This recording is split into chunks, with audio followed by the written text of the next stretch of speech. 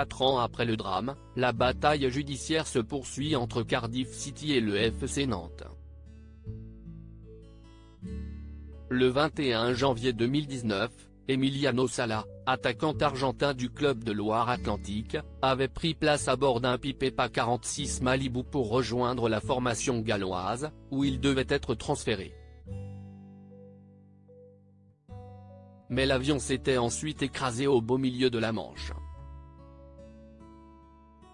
Le corps du footballeur avait été retrouvé à 67 mètres de profondeur 2 semaines plus tard tandis que celui du pilote n'a jamais été repêché. Et depuis ce drame, les deux clubs de football se font face devant la justice pour des affaires de gros sous.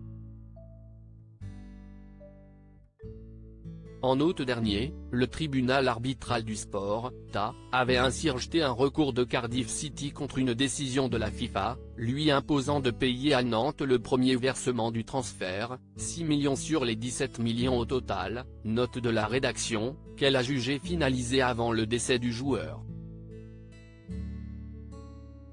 La somme folle réclamée par Cardiff City mais le club gallois n'a pas dit son dernier mot. En effet, ce lundi 15 mai, nos confrères de l'équipe annoncent que l'actuel 21e de Championship, deuxième division anglaise, réclame 110 millions d'euros au FC Nantes. Dans une assignation déposée en fin de semaine passée auprès du tribunal de commerce de Nantes, révélée par le quotidien sportif, Cardiff City souhaite que le club français lui verse 100 millions d'euros au titre des pertes de revenus subies, liées notamment à la relégation en deuxième division en 2019, plus 10 autres millions.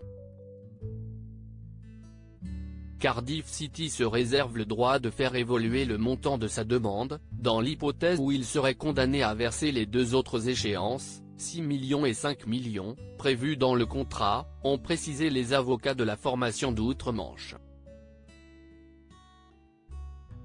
De son côté, le FC Nantes est très serein face à la requête de leurs homologues, comme il l'a assuré auprès de l'équipe. CIST une nouvelle démonstration de l'acharnement de Cardiff dans cette affaire. Après avoir été désavoué par la FIFA, le TA et le tribunal fédéral suisse, Cardiff ouvre un nouveau front judiciaire absurde.